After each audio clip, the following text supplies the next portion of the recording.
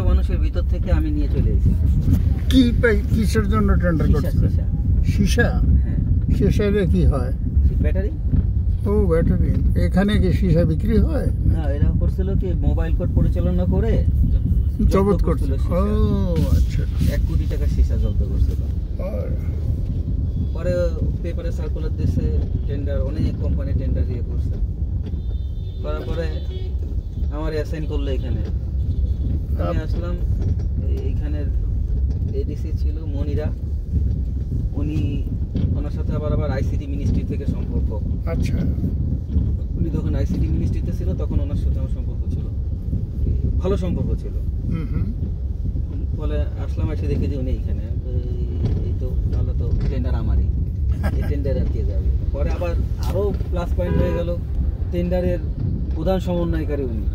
আচ্ছা, ঠিক আছে, ঢুকলাম। আর এই মিঠু সাহেব, আপনি অনেকদিন পর দেখা। না, আসছি তো কাজে, কাজ তখন উনি বুঝে ফেলাইছে, কাজ তো বুঝছি, কি কাজ আপনার লাগবে না? জি স্যার, আমার লাগবে। আচ্ছা আচ্ছা আচ্ছা, আপনার কাগজপত্র বুঝে দেন।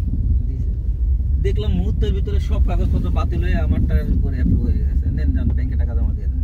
তা আপনারা সীসা দেওয়ার পরে কি করলেন? শীর্ষক স্যার, আমি তো ব্যাটারি সেক্টরে না, আমি রহিম আফরোজ আছি না। না মানে পরে আপনি ওটা বিক্রি করে দিলেন, রিসেল করলেন? হ্যাঁ হ্যাঁ, আমি তো কোম্পানির অথরাইজ হিসেবে আসছিলাম। আচ্ছা আচ্ছা,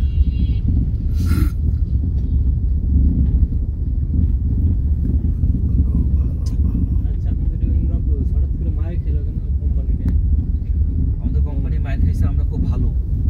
ও রহিম আফরোজ কি মায়ের খেয়েছে নাকি? স্যার, আমরা অনেক দেনায় দরজরিত। রহিম আফরোজ তো রাশিয়া ফেরত কয়েকজন ইঞ্জিনিয়ার আছে, তাই না? এখন নাই, এখন নাই।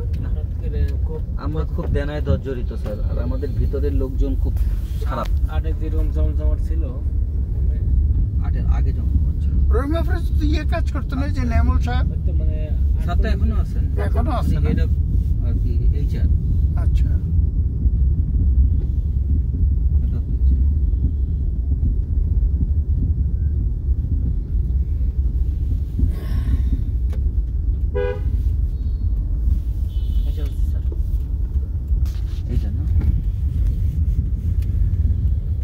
এখানে আসছিলেন আপনি? আমি কোথাও আসি নাই। আমি আসলাম। চলেন স্যার, আমরা যাই। আমরা যাবো না? ওকে, থাকলো।